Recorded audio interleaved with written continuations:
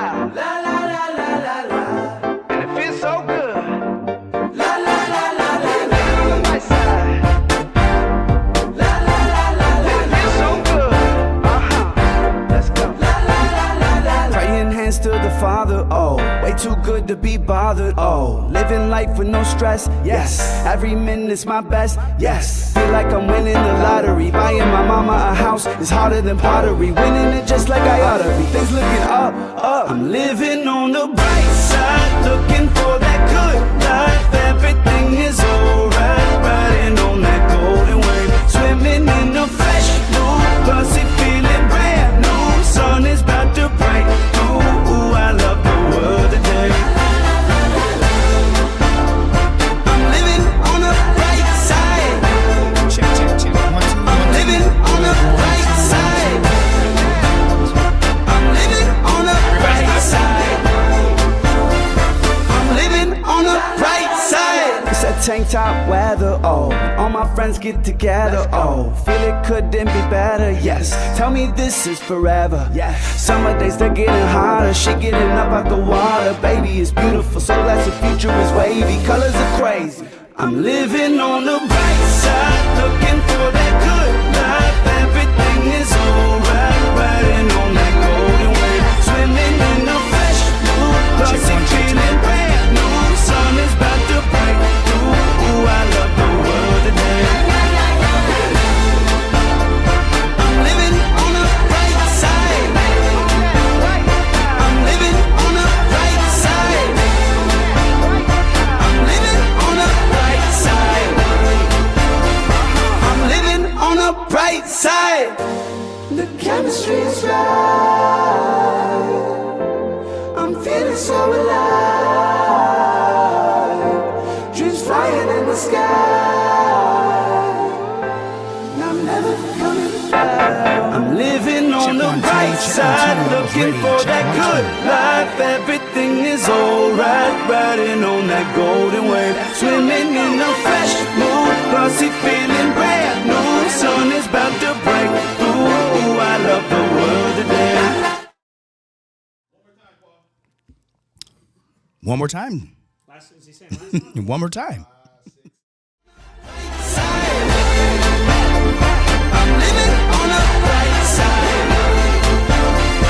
I'm living on the bright side.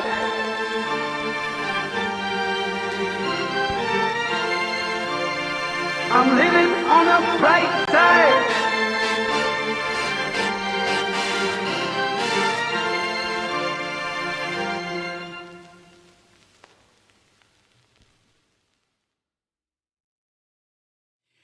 Hello, we're back once again. Season 2, the Real Talk Podcast. What's up? What up, what up, what up? You got energy today, What? okay? Do I? You got energy today. Do I? Shout out to you, man. You got energy today. Well, how was your day today go before we go any further? My day is great, minus the cold weather. It's great. I guess summer's officially over, we could say. We definitely could say that. Summer's definitely over. Football weather. Football weather. Football series. season. Football weather. Definitely football season. So, yeah, cold. Other than that, just here. I'm ready. So your day was good. You didn't do nothing special in the last couple of days. Oh, I did do something special. Yeah, I Oh, forgot about you kinda that. forgot. No, I ain't really forget, y'all. It was more call myself giving back. Okay. You know, I went to feed like 40 veterans Okay. for Monday Night Football. Oh, okay. Yeah, I just did it out the kindness, man, but I had some good people to help me out. Okay. Thanks to you. You came through for me. Okay. Bottom Line Barbershop, Rob Vaughn. He was even helping serving the food, so I definitely want to thank him, man. And the judge came out. You know what I mean? I don't know if you want me to say his name or not. But No, you don't have to. yeah, but I thank him. So, end of the day. Andy, we appreciate you as Oh, well. yeah, I can't forget about Miss Andy. She was helping with the food, Robert too. Vaughn. So, Heck yeah. yeah, so shout out to them, man. I just wanted to make the vets smile, man. And we pulled up with that them pizzas, man, about 20 pieces. Shout out to Mike's Pizza, too. Yeah, shout out to Mike's Pizza, man. And It was on time. they was on time. They was definitely on Mike's time. is good. But just surprising those vets and let them know for Monday Night Football. And I told them, man, they the real heroes. You know, right about that. They the real heroes. And they was just smiling. They had 2 big things of cupcakes, man, a whole bunch of sodas, whole bunch of chips, whole bunch of everything. We just had a good time. Yep. So shout out to y'all, everybody that helped me, man, feeding the vets, man. And I did do that Monday Night Football, man. So great game. Where was it? we did it at the. I mean, I could say it, you know what I mean? But it was at the VA hospital. Oh, Yeah, okay. it was That's at the where VA vets hospital. were. I was wondering where they were. Gotcha. So, and it's like they actually stay there, you know what I mean? Yeah. They good people. I know one of my buddies is actually tuning in, my boy Peter.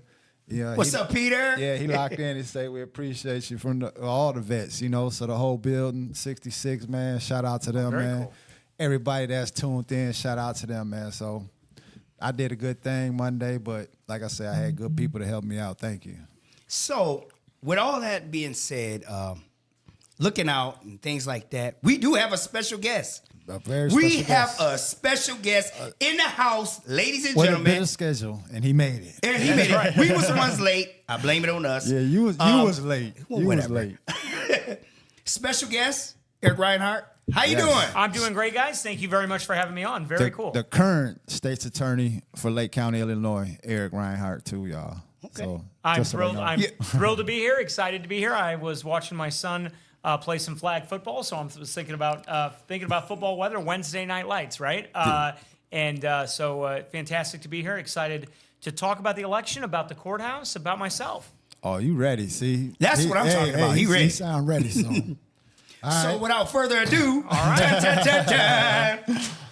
ladies and gentlemen, we're going to start asking some questions.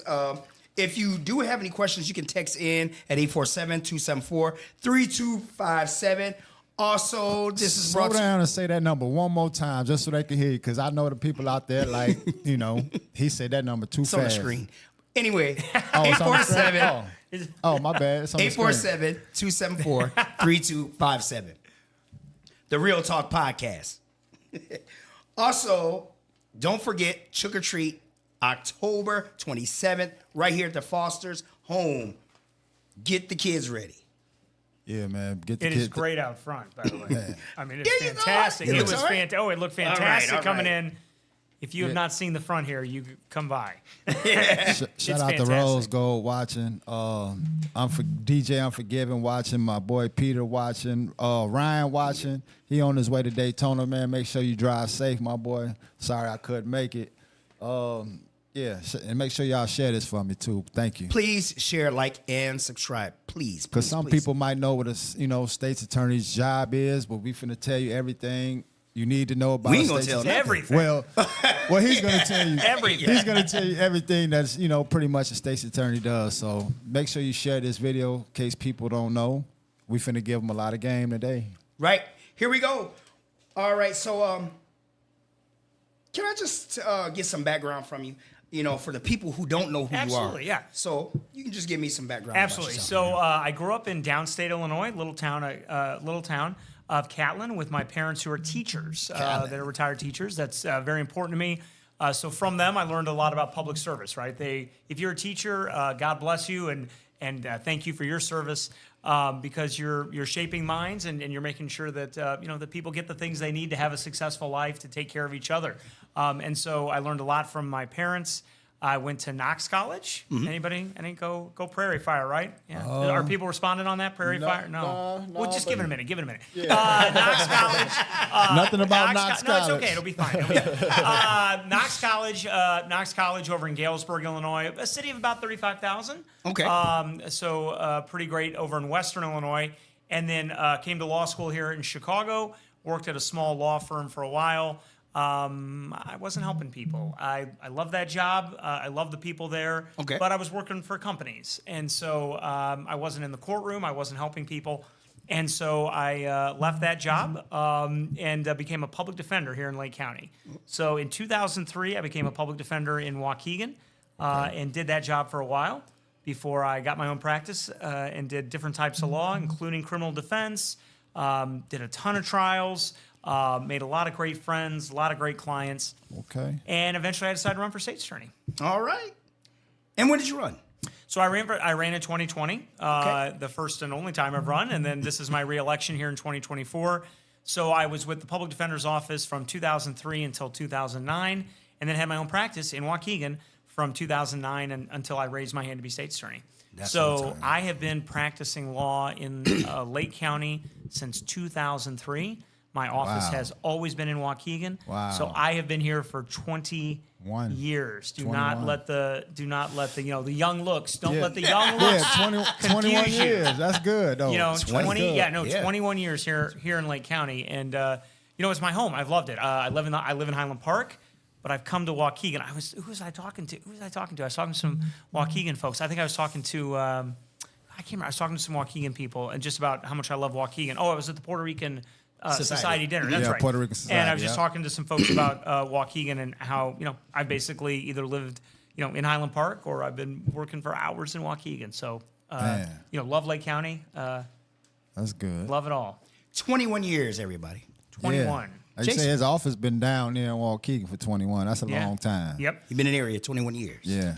Yes, and I feel like I have learned a ton about the courthouse, the good stuff and the bad stuff, and what we can improve. And so I felt that the old way of thinking about things and talking about things and doing things needed to change. I felt that we were not taking the right approach to a lot of the things that mattered to people.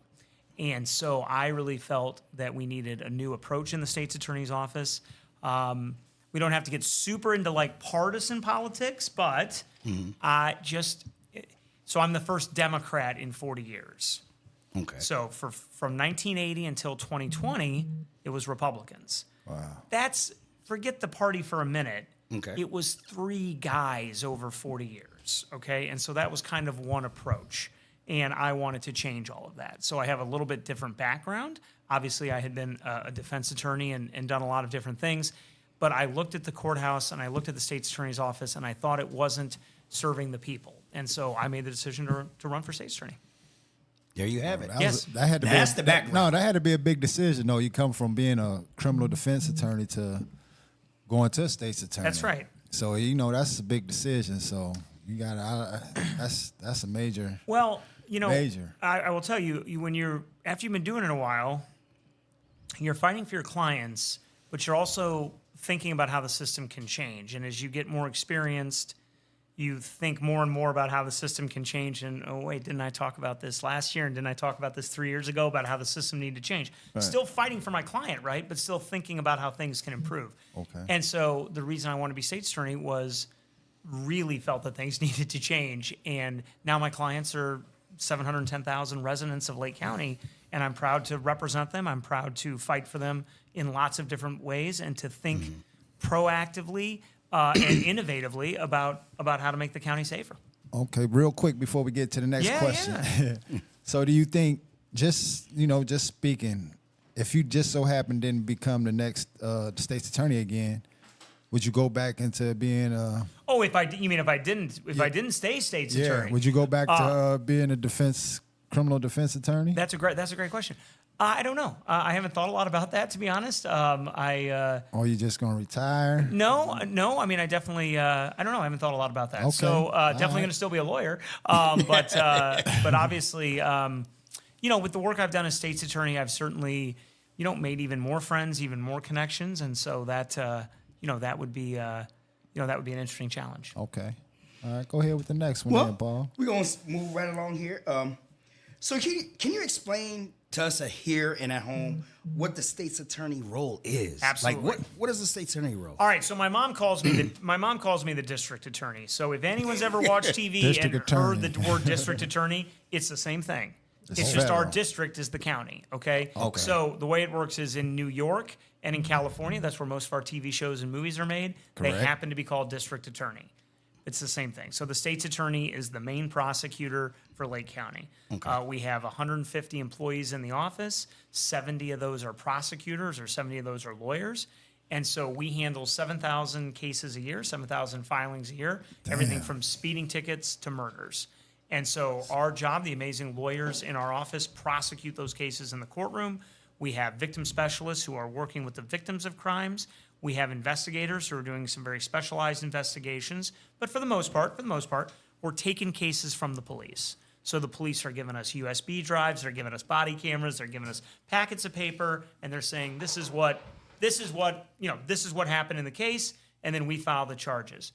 We have amazing administrative staff that supports us. We have an IT team, and we have some for the first time ever, we have some policy personnel who are helping us work innovatively about how to prevent crime. And I know we'll talk about that a little bit more later, I hope. But that's what the office does. The office takes the cases from the police, presents them in the courtroom. We try to get we get justice in the courtroom for the victim. And there are some cases where there aren't a victim, and in those cases, let's say a DUI, right? You're just trying to protect the community, right? There's not a specific victim, but there's a threat to the whole community. So we're thinking about, does this person need to go to jail or prison or probation? What protects the community in the long run? What do we do in terms of thinking about that person's children, that person's job? How do we balance all this? And that's what the 70 prosecutors in our office do. I didn't know that. Yeah, that's what we do. We work very closely with the police. We work very closely with community organizations. We have, and even this work you're doing now, right? Like this community organization, Lake County is this wonderful, beautiful place. And it's because of the organizations and the businesses and the nonprofits that become almost their own layer of government, and the churches. Everybody working together to help people is my favorite thing about Lake County. That's beautiful, and he's right about that. Yeah, I mean, It's a good county. Luckily, people do come together. Don't wait till it's an emergency or nothing. We can come together at a time. You know what I mean? That's a good thing about Lake County. I mean, I really don't go out to too far deep. Like, I don't even know where Lake County stopped. Lake Cook Road? Yep. Okay, Lake Cook Road, that stops. See, I wouldn't even know nothing past, really, Buckley Road. Buckley Road pretty much, because I don't really travel or go out that way. But, I mean, definitely in our area, in our community, we definitely try to stick together, and I think we're getting better at it. We definitely get better at it. I think that's really true in Zion, too. I mean, through my work here for those 21 years, been in Zion a ton. I'm good friends with a lot of the folks up here. Zion is amazing, and because it is a little bit smaller, you see even more. I think that community coming together. Okay, coming together, but it ain't that great right now. They working on it. We're working on it. That's right. So pretty much, the state's attorney is when the police make the arrest. Yep. We breaking it down the short, simple way. Break it down. When the police make the arrest, they call the state's attorney, ask what charges can we put on them. That's it. Okay, that's that. And that's that part of it, yeah. Okay. And the state's attorney say, yeah, we're going to charge him with this and that and this and that. Or we're not going to charge him, whatever it may be. Right. Whatever it may be. Yeah. So that's pretty much how it go. The police never make the charges up. Well, they do make the charge. They just call the state. That's a great question. They're going to do misdemeanors. We're going to approve felonies. Okay. The difference in that, so a police officer writes the ticket for a misdemeanor. Okay. And then maybe you are given a court date, or maybe you're brought into court to get some additional rules from the judge. Okay. On all domestic battery cases, misdemeanor or felony, the police are calling our office to approve the specific charges, because we treat domestic violence so seriously. This is an Illinois rule. We treat domestic violence so seriously in Illinois that if there's a domestic violence, even incident or arrest, then you have to call the state's attorney's office. If it's a retail theft, you're going to get your ticket, sir. Come back to court on December 1st. Slap on the wrist. Right. Yeah. Well, but even if it's a misdemeanor domestic, you're going to call the prosecutor. You're going to call the prosecutor's office instantly. So that's a pretty big. Other than that, it's a lot of that misdemeanor felony distinction. And then for DUIs and some types of misdemeanors, you're going to come and see a judge. That's kind of the basics of it. I have I have that view also, though, that we have 43 amazing towns in Lake County, and we have one state's attorney's office. So all 43 of those towns and those police agencies bring their problems to us. Who's the best situated to figure out how to prevent the problems throughout the county? I think it's the state's attorney's office. There's no, I got this from the movie Zero Dark 30. Have you guys seen that movie? No, That's where they're going to get Osama bin Laden. All right, there's this great line. And I'm real into the military movie. That's crazy. Okay, you want to see Zero Dark 30? I probably seen it. I just don't remember the name. All right, so the CIA guy, he says, hey, there's no secret committee somewhere to get Osama bin Laden. We are the committee to get Osama bin Laden. Right? Yeah. Okay. So there's no secret committee somewhere to prevent crime. Okay? Right. I think the state's attorney's office is the committee to prevent crime. There is no better place that can work downstream, or upstream, I should say. There's no better place that can work upstream to say, well, wait, we had this problem, we saw this problem and this problem and this problem. What is the root cause of that? And then we go back and we can talk to schools. We can teach other community organizations. We can talk to anyone in the community to go upstream, so to speak, about what's causing the problems downstream. And that's one of the reasons why I wanted to be state's attorney, was because I think that we need to work harder in government to say what is the cause of crime so that we can address the cause of crime. I think that my predecessors in this role, and perhaps my opponent, think of this as a more passive role, that the thing is brought to them in court. I think we need to be working upstream and working on prevention. How bad is crime in Lake County right now? Well, that's a great question. Is there a percentage rate, or how do y'all even rate that? Like, to let the people know. That's a great question. So violent crime is down. The way that we can tell you that is because we can say we have to think about how we are counting it. And it's a little sad, I apologize, but unfortunately, one of the things that we can count are homicides. So homicide is a death caused by a human. That's where homicide comes from. A homicide is a death caused by a human. Regardless of whether we have solved the case, the coroner can count homicides. Okay, so if there's a shooting but we don't solve it, the coroner still, takes the person, treats, does the respectful work of the coroner's office and determines the cause of death. So there have been 13 homicides in Lake County this year. At this point last year, we had 19. The year before that, we were much higher than that. And so what we are seeing is, at least for that metric, homicides are significantly down in 2023 and 2024 from 2022. They were down a little bit in 2021 from the previous year. That's just homicides. The other things that we count sort of by hand, I'm sorry, I don't mean to be nerding out here. The other things we count by hand So the other things we count by hand are shootings. Why do we count that by hand? Because we've won over $5 million in grants to figure out what's going on with gun violence. So what we do is we call the Zion Police Department, the Waukegan Police Department, and the North Chicago Police Department, and the Sheriff's Office, because that's the area that the grants are focused on. Damn. And we say, how many shootings did you have? That's bad. Now notice I'm not talking about solves. Right, just okay, the so if a car gets shot up and we don't know who it is, we're still counting it. Right.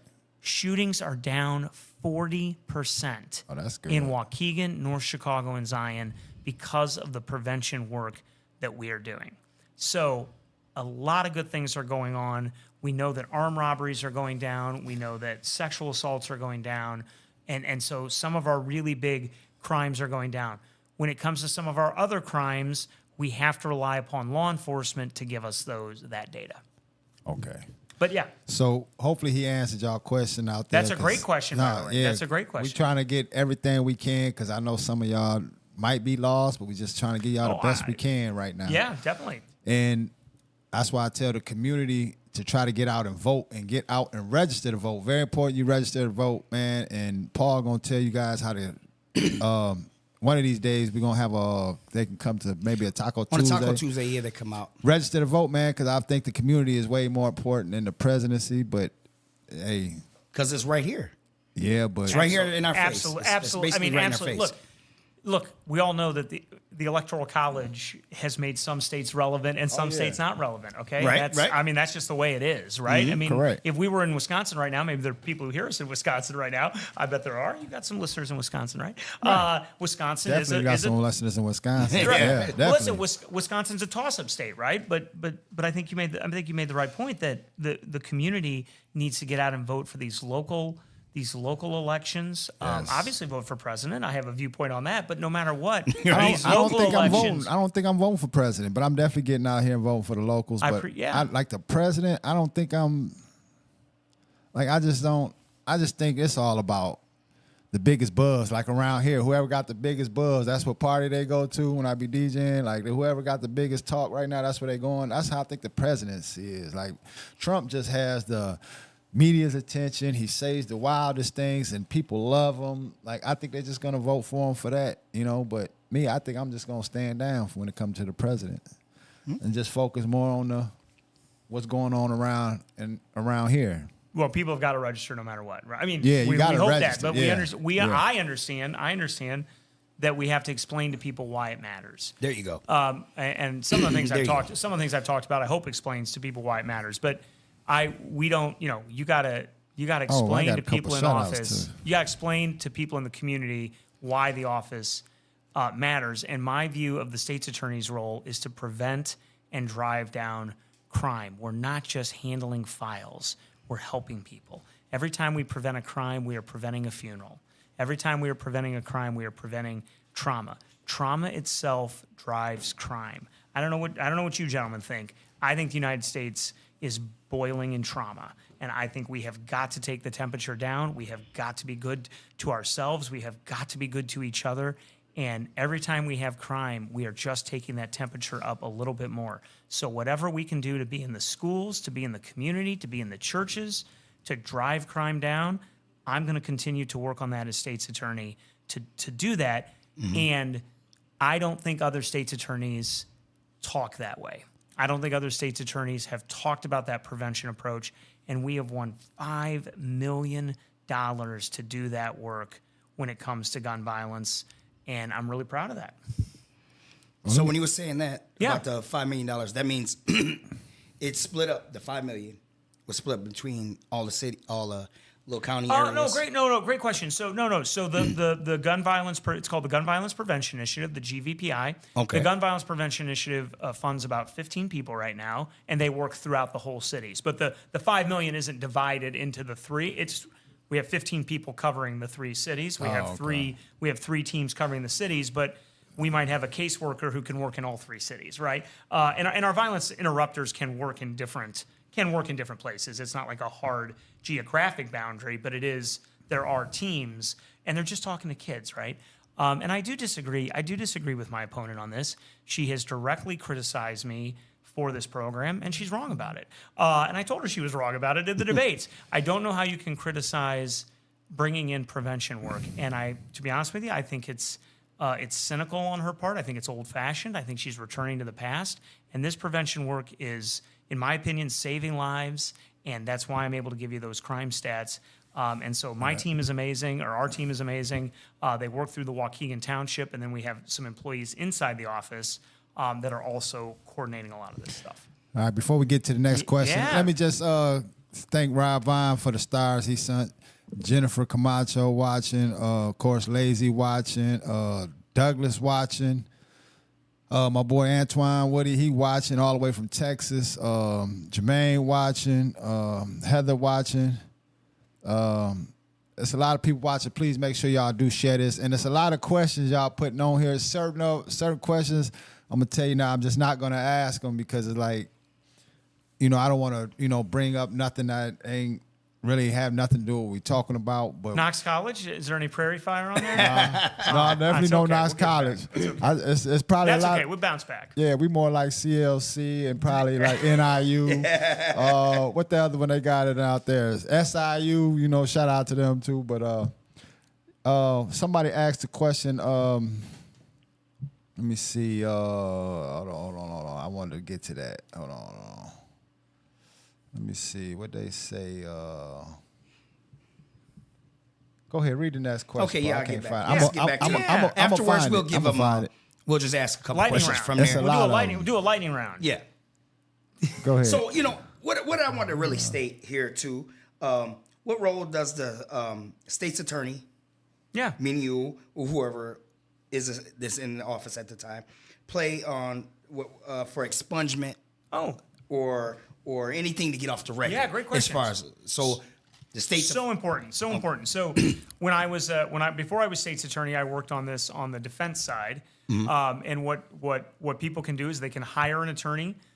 They can get a free attorney. We have some amazing free attorneys at Coalition Legal, which is sort of attached to the Waukegan Township, but they work for people throughout the county. It's just the courthouse happens to be in Waukegan. Yeah, I hear this. I hear this, Legal. right? Now, y'all better pay attention because he's giving y'all away. Coalition Legal. Just Google that. Coalition Legal. Coalition Legal. And they are a couple of amazing attorneys there. They're pro bono. They work for free. And then what they'll do is they'll work with you to do your application. And then you present that application to the judge. I'm just going to call it an application.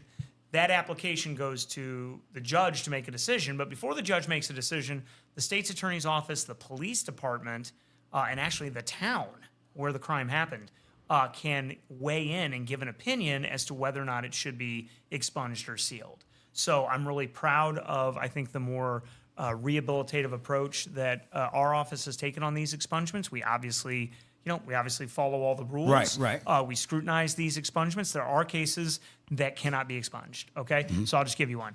Your second DUI cannot be expunged or sealed. Okay, that's the law. It doesn't matter what the judge thinks. It doesn't matter what the lawyers think. Second DUI. Second DUI. Actually, your first DUI can't either. None of your DUIs. Damn, no. Sorry, Come none on, of Eric, them. None of them. None of your DUIs. Well, the first one ain't a felony though. No, the first one isn't on. The first one is not going to take out your license.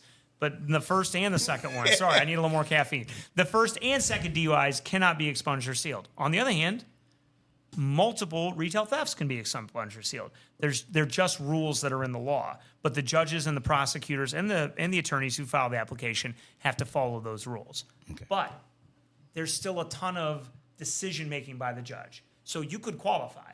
Okay. You could qualify, but then the judge is going to look at who you are. Okay. To decide what the judge thinks. And so plus, first you qualify. Okay. No DUIs. But now we're talking about a retail theft. Okay. Retail theft qualifies. The judge will look at what you've been doing. What have you been doing in your life? And then the judge will make the decision whether to expunge it. Our office can object or not object. It's on an individual basis. So pretty much one of your teammates, your colleagues will come in and say. It's a supervisor named John. I have a supervisor on this because I think it's pretty important. It's not how the last administration did it. I have a supervisor doing it who goes through all of these and goes through them one by one. And we make sure that we are getting justice for each individual person. So just say not retail theft because, I'm pretty sure shoplifters ain't really like trying to really get FOID cards again or trying to clear their record. Like, say somebody that got caught with a gun before had a little minor drug case, can they get that expunged and be able to get a FOID card ever again? No, after a certain number, no. After a certain number of years. years. People, somebody else want to know. No, absolutely. After a certain number of years, these things, so expunged means erased. Nobody can see it. Sealed means that private companies can't see it, okay? So like Amazon can't see it, okay? So, hey, I'm going to apply for this job with Amazon Corporate. They can't see my stuff. They can't see my stuff 10 years ago, but Kenosha Police can, okay? Or a nursing agency or a school. So expunged means it's erased. Sealed means that private companies can't see it. Some of the felonies can be sealed, but it is much harder to seal a felony. And then when it gets to the FOID card, it's going to be tough to seal it to get a FOID card. I just feel like I need. I'm serious. You just said crime's still bad out here a little bit. Like, I feel like, person stay out of trouble for so long. You know, he does right. Like, man, you should be able to say, you know what? Man, clear his record. Let him get his FOID card or however they got to do it because I feel like we need to protect our family. It's like once you get a felony, it seems like it's over. You can't never protect your family. You know what I mean? And the way stuff is going around here, anything can happen. But you can't really protect yourself because you have a felon. I don't think that's fair. Well, it depends on how long ago it is. I can't recall right now whether there's a way to do it with the FOID, but obviously there's a ton of scrutiny on those felonies. It might matter what type of felony it is. There's going to be a lot of scrutiny on violent felonies and gun felonies, as there should be. If it's a felony retail theft, you may be able to get the FOID. I can't remember right now. I apologize. Okay. I'll check it out for you, though. And also, you said... Also, the rules change too. Also, the rules change too, particularly in this area. It's still a chain, though. You have to ask. You have to ask the police. You have to ask the judge. You have to ask the judge. The judge asks to seal the felony. But I think that I know the Illinois State Police will still be able to see it.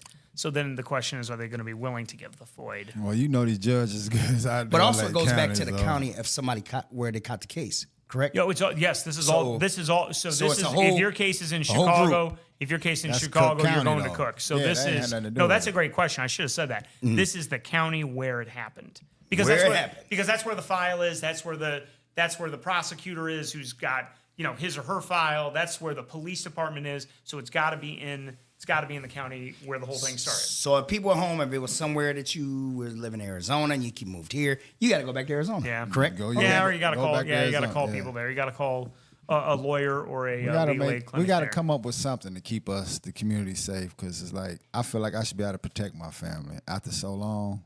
No trouble, no nothing. I got a federal government job. I feel like I should keep my firearm right on me at all times to protect my family.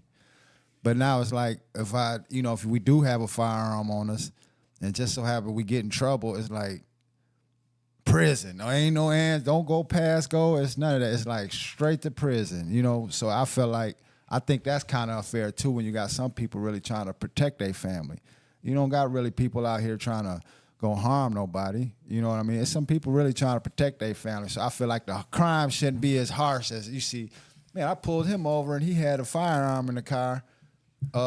He was picking some of the kids from school. Him and his wife was going to the mall or something. I believe that we should keep our family safe, because I see stuff happen, or I see it on YouTube, or I see it on TV. It's dangerous out here. It's got to be something we can, for us to keep our family safe. I think we got to look. At each and every individual case. We got to talk to the police about how the incident went down. We have prosecutors who will look and use their discretion, and we have amazing prosecutors and supervisors who will look at every case. We don't have any specific rule that says this or that versus whether people get a chance based on what their priors are. It depends on each individual case and why people are doing what they're doing. So I'm not disagreeing with you, but right. I'm also saying, people are always going to say I was protecting myself, right? Even if they're up to no good. So how do you, we can, how do we sort through that? That's my question to you. Isn't because everybody can figure out, well, I was protecting myself, and I think that can be true, but also we got to figure it out. You already know, 4 deep in the car, a whole bunch of young guys, ski mask on. You ain't protecting nobody. You going to harm somebody. You know what I mean? That's what I'm saying. So you look at each individual case. Look, we have too many. We have too many guns and too many social problems in this society. And so the reason that we have gun violence, in my opinion, is because there's too much access to firearms. There are too many problems with respect to our schools and our communities, and people need help. And that's why we've put this money into this gun violence prevention initiative, is to address the root causes, find out why kids have the guns, and not just turn it into an automatic thing of prison, but what is going on with the young people who have them, and how can we connect them to services, and how do we have real conversations with these kids about what's going on. And it's not going to be with the state's attorney. It's got to be with people who've had what are lived experiences. It's got to be people that they'll listen to. Yeah, of course.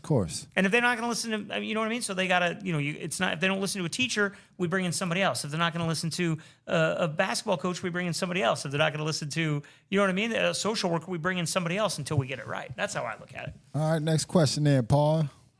All right. So moving right along.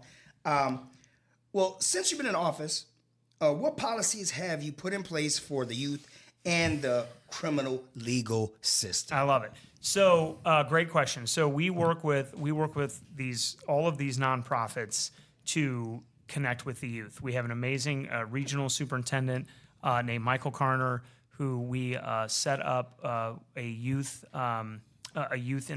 violence prevention specialist. We have a contract with him, so we have a joint contract. Trey Baker, he's amazing, and he is working in the schools. With youth and My Brother's Keeper, and that's funded through the Gun Violence Prevention Initiative. Our gun violence prevention initiative team is reaching out into the schools. I myself am always working. I myself am in the schools a lot, talking to youth about how they, make sure that they don't make mistakes as best they can. And so we also have an amazing juvenile justice council, which had kind of fallen by the wayside in past years. And this juvenile justice council, anybody can come attend, by the way. Just Google Lake County Juvenile Justice Council, and we talk about how we can help kids and how we can get services to them. But all of this work centers around this prevention idea that we can prevent crime, that we morally should prevent crime, and there's no way to be harder on crime than to prevent crime in the first place. So we're doing the work in the courtrooms. We're winning those trials. We're getting justice. I think the important extra work of the state's attorney's office is to move upstream to try to get to the youth. Is the juvenile crime bad? Because I know you can't rate it with the adult crime, right? It's tough. Yeah. So those shootings, when we say those shootings are down 40%, we're talking about all shootings. Oh, okay. Well, so that's a great question, because the juvenile crime is, the individual information about the juveniles is confidential. So you're asking the right question. But remember, we're not talking about, people have accused me of undercharging, this phrase undercharging that my opponents used. I'm not counting charges. I'm counting what's happening in the community. That's what folks care about, right? What's happening in the community. So when I say shootings are down 40%, I'm not talking about a decision that our office made. I'm talking about what the police are telling me. And the police don't know if it was a juvenile or adult who did a shooting, right? If somebody shoots up a window... It's just reported as a shooting. Well, that's an unsolved case. If it's a solved case, then it could be a juvenile or it could be an adult. Right. We're counting all of them. So when I say shootings are down 40%, I'm not talking about cases that are solved. I'm talking about all cases. So there's cases that happen. There's cases that are reported. There's cases that are solved.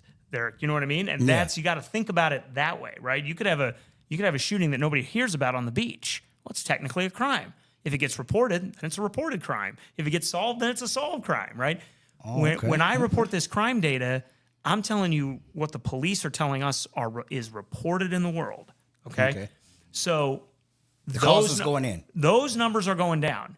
We are also solving a higher percentage of our cases than ever because of some amazing technology. We have a cyber lab that can get into everybody's phone with a warrant. If a judge gives a warrant, then we can get into all the phone. Then we can get into almost 90% of the phones. That was not true before I became state's attorney. Before I became state's attorney, it was in the 60s. And so we've had 60%. And so we've had some amazing technology upgrades through some grants that we won to be able to get into more phones. So that's a way that we can solve these cases. Okay. So somebody wanted to ask a question. Somebody said those crime stats don't match the FOID records. I don't know what FOID records we're talking about. The Freedom of Information Act or something like FOIA. that. Oh, I thought you meant FOID. I'm sorry. I thought you meant FOID. I did say FOID. FOIA. I'm sorry. FOIA.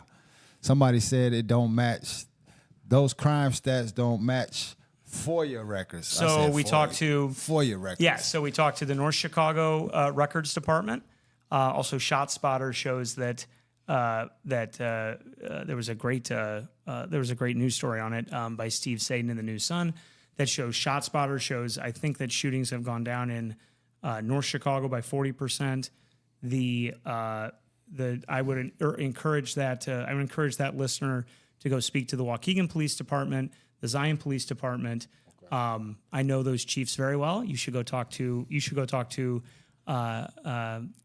the chiefs in Waukegan, North Chicago, and Zion. What's the chief of Waukegan? I do need to go talk to him. His name is Edgar Navarro. Maybe me and you can go talk to him together. I'm sure your listener is interested. Edgar Navarro, Eric Barden, and Laz Perez would love to talk to you, listener, about the crime stats. Maybe me and you need to go down there just to talk to them on some. They will talk. I find all three police chiefs want to talk to the community. Okay, that's my experience, but I don't have your experiences. No bullshit. I don't have your experiences. Yeah, they're gonna want to talk to you, baby, but they ain't gonna want to talk to me. I see them talk to other people. Man, that's true. But I had a very important situation I had bought, and I had the proof and everything, and it's like they just blew me off, and I was kind of like disappointed. You know what I mean? Because I thought they might have cared about the situation. But long story short, maybe me and you got to go down there one day. And I'm talk here to them. help. All right, thank you. Go ahead, Paul. Go to the next one. I'm going to get to another question in a minute, y'all. I'm going to get to all the questions. Just give me time. I got to, read them and make sure I proofread these questions because I don't want y'all to say nothing disrespectful, and I don't want to read nothing disrespectful, y'all. So what programs would you put in place to reduce crime and to make the community safe? Well, we've talked a little bit about this. There is not one problem in our society that would not be improved by figuring out how to reduce domestic violence. I got 2 little boys. They're 10. I think about how everything impacts children, and we have an amazing special victims unit of amazing lawyers and our Children's Advocacy Center. So one program that we've put in that I'm really proud of is a medical unit at the Children's Advocacy Center that's going to help kids even faster, right? When police bring in a kid who's been hurt right now, before this unit got going, they'd have to go to a hospital. Well, sometimes parents don't go to the hospital. Sometimes they're dealing with the trauma of it, right? Things get delayed. So by putting a medical unit inside your advocacy center, we're getting to kids faster. That's one program I'm looking forward to building up. We have hired more domestic violence counselors, more domestic violence prosecutors, and so that decreases their caseload. The Lake County Board is just agreed, or the Finance Committee just agreed yesterday to give us another domestic violence counselor. So these are the type of if you have more people, then you can work to prevent crime. But we have got to get into the schools. We have got to tell kids to stop cyberbullying. We have got to tell kids how dangerous these phones are that we all have in terms of how easy it is. The 3 of us grew up and it wasn't this easy with phones. You can really get in trouble these days, right? So we have got to talk to kids about that stuff. I got 2 10-year-olds that I'm not letting touch the phones. You know what I mean? And I fail at that. So I think that's some of the prevention work we can do. But I keep talking about that gun violence prevention initiative because I want to keep funding it. I want to get more violence. I want to get more community violence interrupters in the streets. So pretty much that's like a plan you have. That's a plan that you. So that's pretty much your plan going forward. That's some of the plans. I mean, there are other plans. We have a new grant that we secured very recently. We had some amazing training. At a conference in Hawaii, and because of the connections we made in Hawaii, we were able to get a new grant that is going to go even deeper into orders of protection.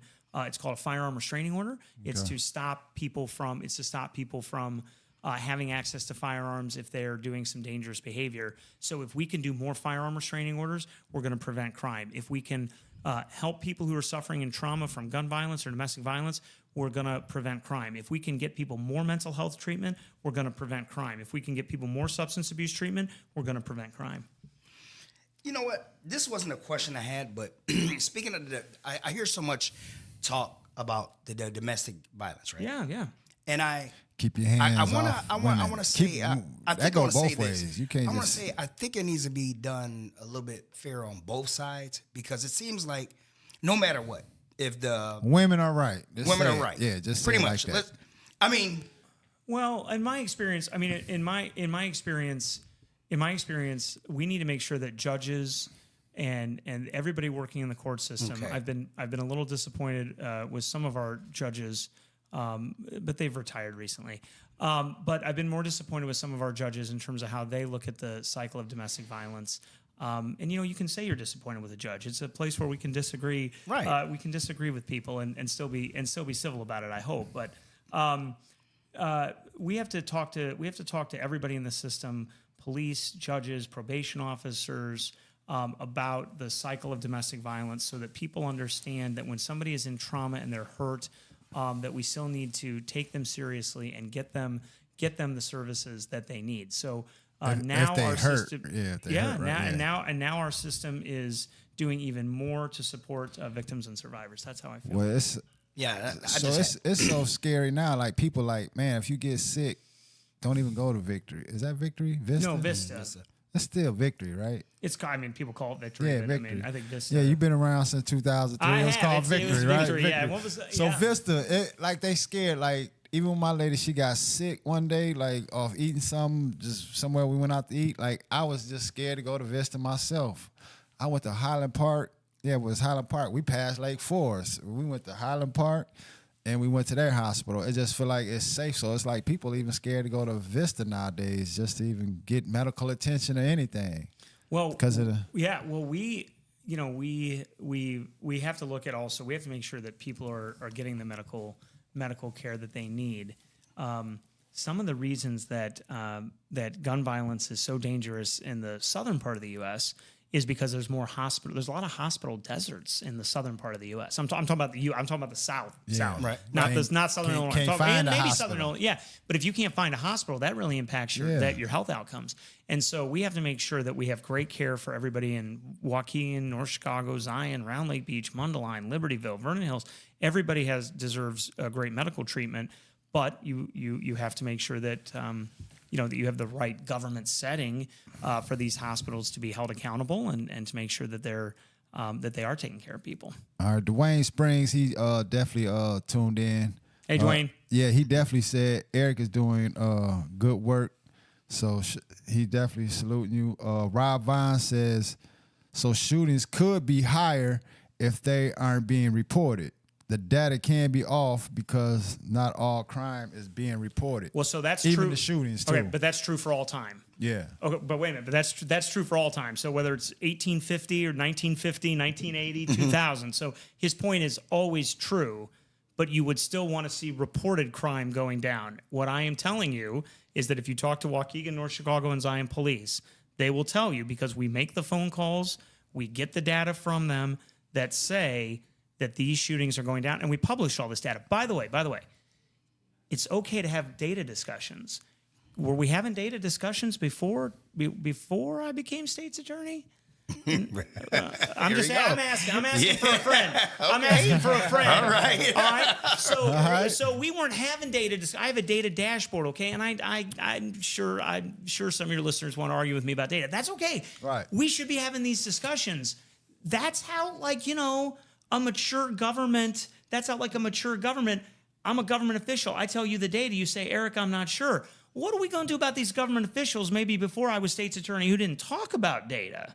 Right? Is it all just platitudes and cliches? Or are we going to get real here? Right. I mean, we are on Real Talk. Yeah. And so what I'm saying is, I love that your listener asked me about that. That's a great question. But let's talk about it. And by the way, as state's attorney, I have proposed an entire data crime task force out of Springfield so that we can answer these questions, because I don't think in the year 2024 we should keep having debates about how to even talk about crime data. Right. You're right. Okay. You're right. We can't keep doing that. It's just going to be in circles. You're going to be 10 years from now, you're going to be talking to me again, and I'm going to be saying, well, this is the crime data. We can't keep doing this. We got to have real crime data that everyone agrees on, so that when we do invest money or people, when we do build solutions, it's because we have data. And I'm telling you, they weren't doing this before I was state's attorney. And then Mr. Robert Vine also said police need to be held more accountable too. What's his take on that? Yeah, sure. Yep, absolutely. That was one of my questions. Yep. So I am. Sorry, I understand one of his questions out, but I'm trying to get to everybody's question. But he want to know police need to be held more accountable, and what is your take on that? Absolutely. So we good have, or bad. Now whether basically he wants to say good or bad, right? Or is it just bad? No, because I was saying good or bad. No, I think police. Okay. I think police are. I think the police.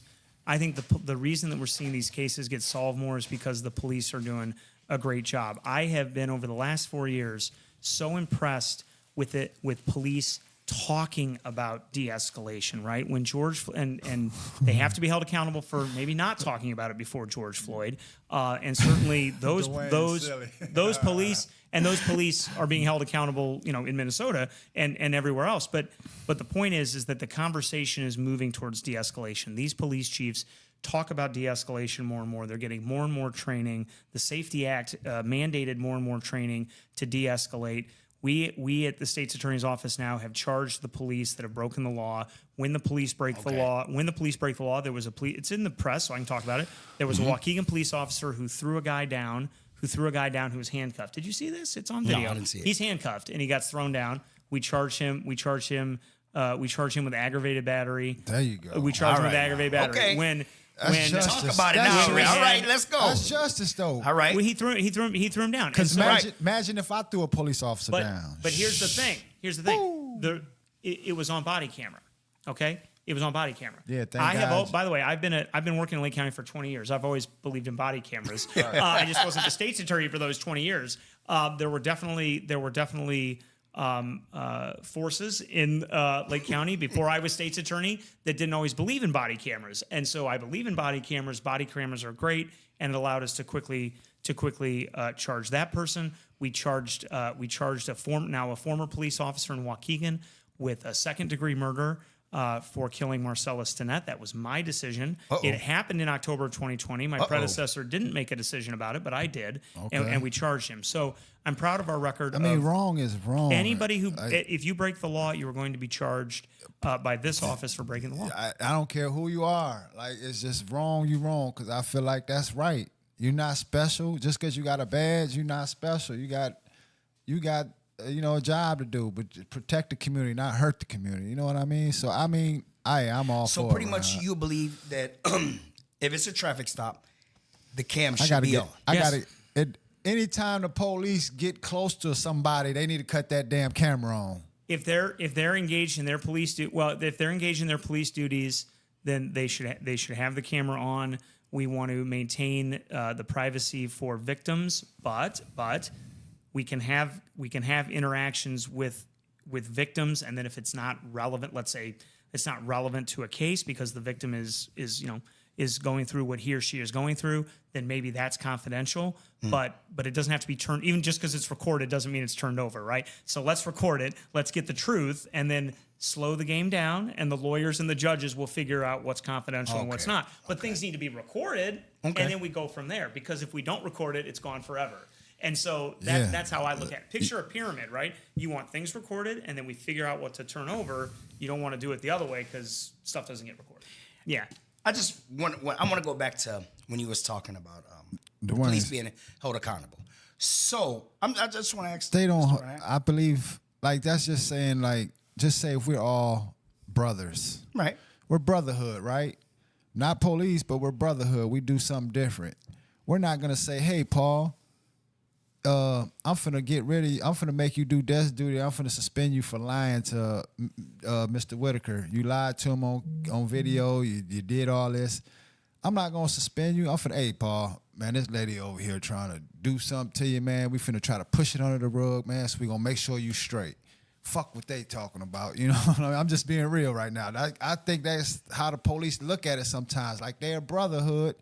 Why would I try to hurt you or try to suspend you? You know what I mean? Like, they stick together. That's why I feel like most of our stuff don't get heard unless it's really recorded or that body cam going. But the body cam can be going, and it's like they still Waukegan police are still, I ain't saying nothing bad, but Waukegan police are still push it under the rug and try to protect their own people. Even if it's simple as just lying.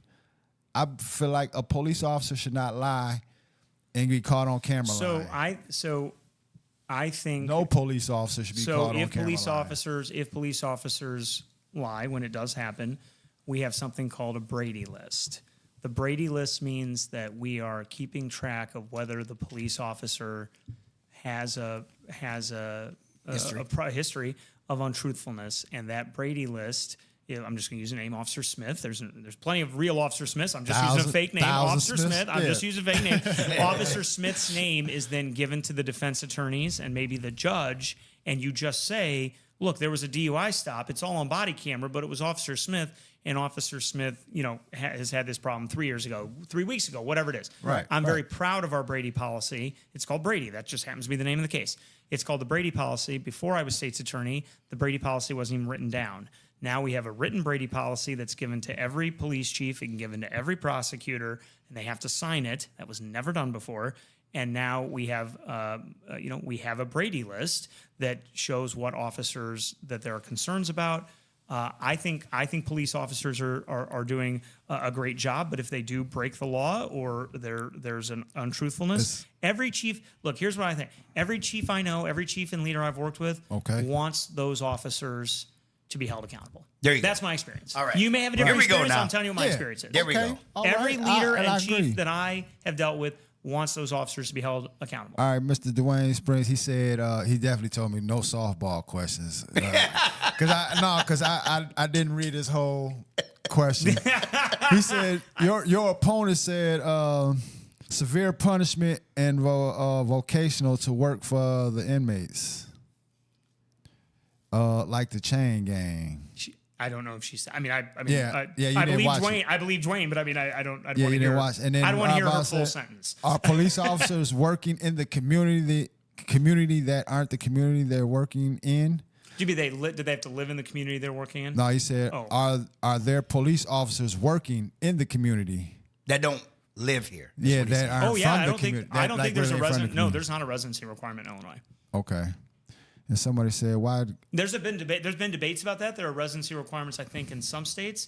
There is not one in Illinois. So she said, why do you call a man? See, I can't answer. Say some of these questions I can't say, y'all.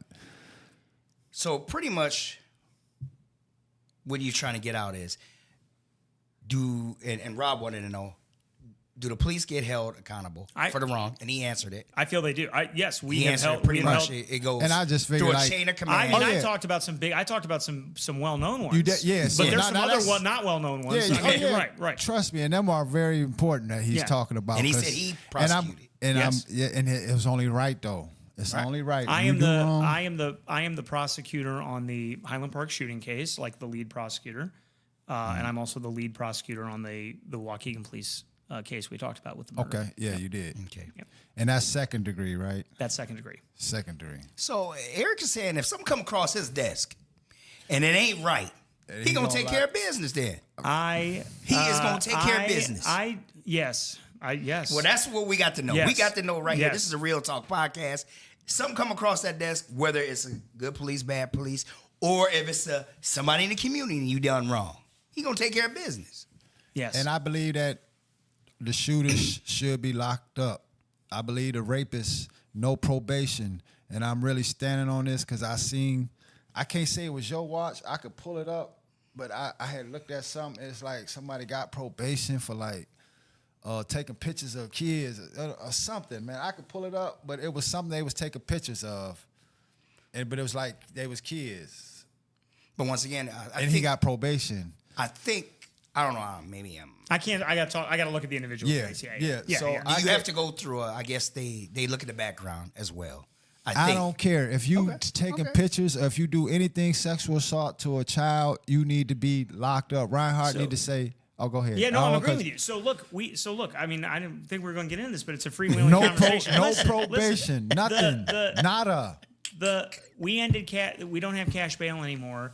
When we had cash bail, 70% of the people charged with child pornography in Lake County were posting cash. We're talking $50,000, $75,000. Don't take 10% of that. $50,000, $75,000, $100,000. 70% of those guys, they happen to be guys, 70% of those guys were posting cash to get out. Now, 0% of them are out. 100% of them are in because we ended cash bail. You're probably going to get 100 questions based on what I just said. But I'm telling you, getting rid of the cash bail is the way for a judge and the lawyers to look at the situation rather than me guessing how much money you got in your wallet. Right. How much money you got in your bank account. I don't know how much money you got in your bank account. I don't know how much money she's got. I don't know how much money she's got behind the curtain back there, but $10,000. How much money you got? $50,000. Come on. The feds, you laughing. The federal system doesn't use cash. We shouldn't use cash either. Right. But I There's definitely 100 text messages. No. So if I get pulled over, pretty much just let's say I'm speeding, I do 100 and whatever. That's petty shit. You gonna let me? So the petty, pretty much. No. So I'm not understanding what's going on. No, what I'm saying with the cash, is I'm not understanding. No, forget cash. A judge decides whether you're in or out. Oh, okay. It's not about your cash. It's not about your wallet. It's not about your bank account. It's not about what's under your mattress. A judge just decides whether you're in or out. Okay, so the judge decides. It's just not reduced to cash anymore. Okay. And why was that the way? How could I explain that to my 10-year-olds? Well, 10-year-old, the people who have cash they're allowed to get out if they're charged with child pornography. The people who don't have cash, they're not allowed to get out. How could you explain that to people? Yeah, because the guy, he going to be out free. So the rich people are out and the poor people aren't. And that's not the way to keep the community safe. So a judge decides, and I know that judges are just people, but it was just a person making a decision about money. Now it's a person who has to make a decision, and now I'm talking about the judge, and has to put their reason for their decision on paper, and that can be appealed. When it was a cash system, they just said the cash, and it was next case. Could it be appealed? Sure. And I've been a practicing criminal attorney in Lake County for 23 years, and I never saw a successful appeal on a cash decision. And so, because the judge didn't have to say why they were setting the cash, and so now they have to explain. They got to explain it, and they're getting appealed, and they are saying whether somebody is a threat or not a threat. Oh, okay. That's how they're doing it. All right, here we go now. So. And look, you can say that's hard. You can say your listeners are very smart, by the way. They can say that's hard. They can say, how does a judge make that decision? The judge is just a human being. I can imagine all the things they're texting. Here's the thing. Deciding what to do with people before they have been found guilty has been hard for 1,000 years. Okay. It has been hard for 2,000 years. What do you do with people who haven't been found guilty, but we got to protect the community, right? Mm-hmm. The answer is not cash. The answer is not cash. As hard as that question has been, the answer is not cash. The answer is, you see what I'm saying? You see what I'm saying? Damn questions. Yeah, exactly. We're not going to answer all. The judge can't decide unless the state's attorney files a petition. Correct. A judge can't give, the judge can't keep if they do not file the petition. Correct. That's right. So the government is accountable. The state's attorney is elected. The government is accountable. The government decides whether to seek a petition. That's exactly how the federal courts work. Okay. And so you can disagree with the state's attorney's office for not filing a petition or for filing a petition. That's a great thing for the democracy. Right. The cash system is not what I just described. The cash system is the judge saying the cash and then the next case. So we live in a democracy. The state's attorney is elected. You can disagree with the state's attorney, agree with the state's attorney. Under the cash system, it was all left to the judges, and they just set a cash number. I think the system is better. I can agree to that. Because if you're doing a violent crime, you sitting your ass down. because we filed a detention, and a judge decided. Yeah, you sitting down.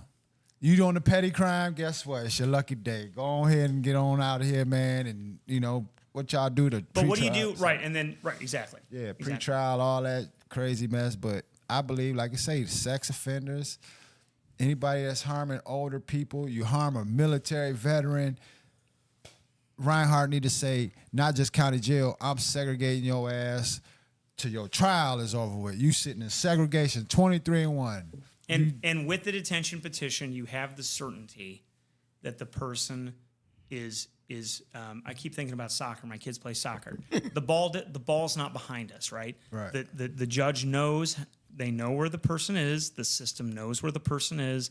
You're not posting cash at 2 a.m., okay? And so how do you tell a survivor of a crime, of a sexual assault? You're bringing up a great point. Yeah. How do you tell a survivor of a sexual assault crime? Well, the judge said $25,000. Do you know if he has $25,000? I'm just the prosecutor. I don't know whether this guy. Why am I telling this survivor of a terrible crime? I'm asking him or her, how much money does this guy have? Right. With the Safety Act and bail reform, you're not talking about who can find money. The person is in. That's how I feel. Ooh, P.O. Box 38. I don't know what that means, but okay. Yeah, that's the address. Yeah. You'll be a permanent resident. Yeah. All these violent crimes, anything, y'all, you sitting down. Don't even be whining and crying, none of that. You heard it, you sitting down. That's all, that's it. Well, what other questions you got, Paul? So he answered the plan, and what do you see that you want to happen for this upcoming election? It will be another 4 years if you do win. You'll be winning from 28 to, from 24 to 24 to 28. Yeah. Look, what's your plan? What's your goal? What you shooting for? We have got to keep building the programs I've been describing. We have got to keep pushing our county board for more prosecutors. We have got to keep pushing our county board for these amazing victim specialists. We have got gun violence victim specialists now. We have a human trafficking staff. We've never had a human trafficking staff before I became state's attorney. That goes on in Lake County? Human trafficking? I mean, I never heard that. Before I became state's attorney, there were no human trafficking prosecutions going on. We built a human trafficking task force, and now we have 20 investigations going on. We are prosecuting 6 people currently. I know 6 is not a big number, but it's a lot more than 0. No, they had somebody's child. They are tough cases. Well, it doesn't have to be child. You could have trafficking, labor trafficking. You could traffic an adult. Oh, okay. And we are in all of these investigations. No, it's okay. We're in all these investigations, and that's because we're working with a Safe Place, which is an amazing 501c3. We built a human trafficking task force with them. And so this work, I want to expand the human trafficking task force. I want to expand the domestic violence work. We just got a new domestic violence fatality review committee to study why a domestic violence fatality may happen. My amazing chief assistant, her name is Lauren. Lauren is leading that. So that's the work I want to continue to do and expand the gun violence prevention initiative. Well, ladies and gentlemen, you heard it here. One more question. You got time? Sure. I have not looked at my watch. Because somebody said this one. They were kind of mad I never asked it because they asked it like 30 minutes ago. Your opponent stated politics. In the office when you were elected, I believe politics. Yeah. They say that politics left the office when you took office. She is saying that I have brought politics into the office. I think. Oh, that's how she's saying That's it? what my opponent has said. I don't want to repeat what she's saying because she's wrong. Okay, right. Then they said when you left the office, when you took office, and they said, how long should it take to staff your office? Oh. Well, so we don't have any vacancies right now. That's great. We don't usually have vacancies because we're bringing people in. The politics, she's made this point about bringing politics into the office. I don't know what she means. I'm for the assault weapon ban. It's okay if you disagree with me. I'm for a woman's right to choose. It's okay if you disagree with me. I'm going to tell people how I feel. I'm for bail reform. It's okay if you disagree with me. I think that the old way of doing things before I became state's attorney was that the state's attorneys acted a little bit more like judges. They acted a little bit more like judges, and you wouldn't know their position on something. That's not the way I do it. I believe in democracy. I believe that people can agree or disagree, but I think as the state's attorney, I'm going to tell people how I feel. We have brought public corruption cases against Republicans and Democrats. We have done this amazing work. She calls my support of bail reform political. Well, it was pretty damn unpopular, and I did it anyway. That's kind of the opposite of being political, and that's why the Daily Herald endorsed me because they said I stuck to my position. That's not being political. That's just being principled. So when I say loudly that I support an assault weapon ban and I advocated for an assault weapon ban, she's calling that politics. I call that my values. Okay. That's how I feel. So we heard it right here from the state's attorney. We learned a lot too, y'all. We learned a lot. I'll come Everybody back home? anytime. I'll come back anytime. So right now, the Real Talk podcast, October 27th, the time is 1 o'clock, I believe. If 12 o'clock, 2 o'clock, get here at 1 because we're going to need help. We're still looking for donations for the Robert Foster's Trick or Treat. We're going to say it every week. We're looking for it. Also, RF39 Productions, we want to thank them for always letting us do the Real Talk podcast. We got to keep that up for it. Yeah. We thank the listeners. Please subscribe, the Real Talk podcast. Season 2, we only getting better, and we are going to invite more people. Give us time. We're getting our practice in. We're doing the best we can. Practice. I'm skilled already. You skilled? All practice. I'm not perfect. I don't know about him, but I'm definitely not. You're doing a great job, Paul. So for next weekend, we do have Lopez's Auto Body Shop here, and they support everybody. Yeah, definitely. So tune in next week. Michelle and whoever else she's bringing from Lopez's Auto Body Shop is going to be here. Okay. And we're going to be looking forward to many, many more people in the community, aldermen as well. We're going to be out searching, getting some help. The Real Talk podcast is to bring everybody on to give equal conversation to let you know what's going on, man. Let the person say it for itself, and you can hear it for yourself. And you can make your decision that way. So as long as you get a view of anybody who comes on the show, you can make your own decision at home, in your privacy, however you want to be, whatever side you pick. Yeah, we leave it up to you. And make sure y'all get out there and vote, man. Please find a way. Taco Tuesday. And you know somebody that know somebody that ain't voted, get them out the house and take them to register to vote, man. Don Thompson will be registering Tuesday at 8:00 at Taco Tuesday. The place we're at is Polo Bacano. All right. Yeah, I'm getting my names right. It's known as formerly the Old Q's place. It's formerly the old Bill's Custards. And Hardee's. Hardee's. And then once again, I want to thank Eric Rinehart, y'all. He's currently the state's attorney. He is running again. November what? November 5th. November 5th, he's running. Hey, if you feel like he's the man vote for him. But at the end of the day, y'all, it's very important. You got to register to vote if you're going to vote for anybody. Don't just think about the presidency. Think about the local politics, man. That's very important. But like I say, get out here and vote. And get ready for the trick or treat. Trunk or treat too, right? Trunk or treat as well. Trunk or treat, chick or treat. And before I go, I forgot.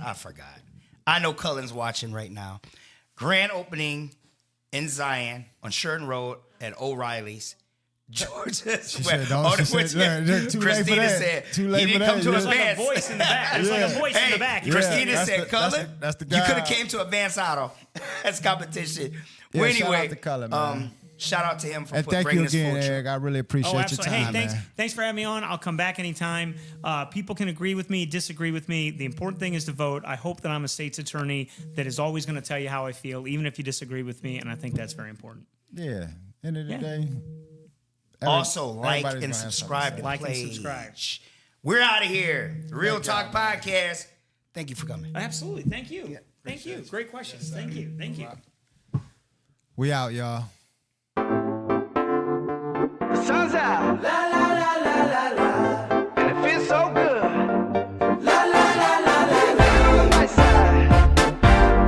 La la la la la. And it feels so good.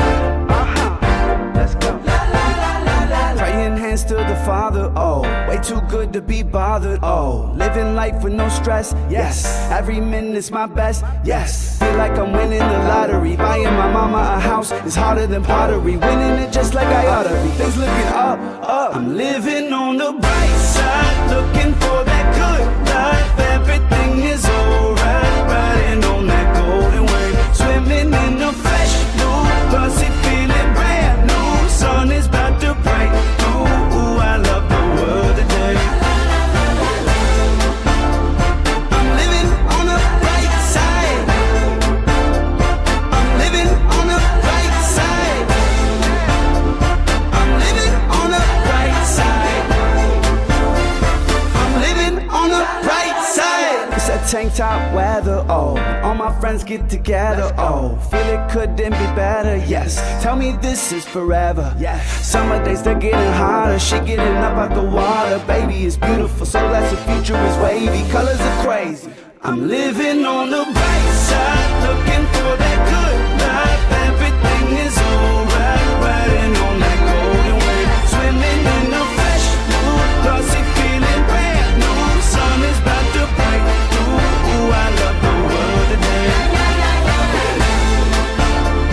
I'm living on the bright side. I'm living on the bright side. I'm living on the bright side. I'm living on the bright side. The chemistry is right. I'm feeling so alive. Dreams flying in the sky. And I'm never coming back. I'm living on the bright side, looking for that good life. Everything is alright, riding on that golden wave, swimming in the fresh mood, glossy feeling brand new. Sun is about to break through. Ooh, I love the world today. I'm living on the bright side. I'm living on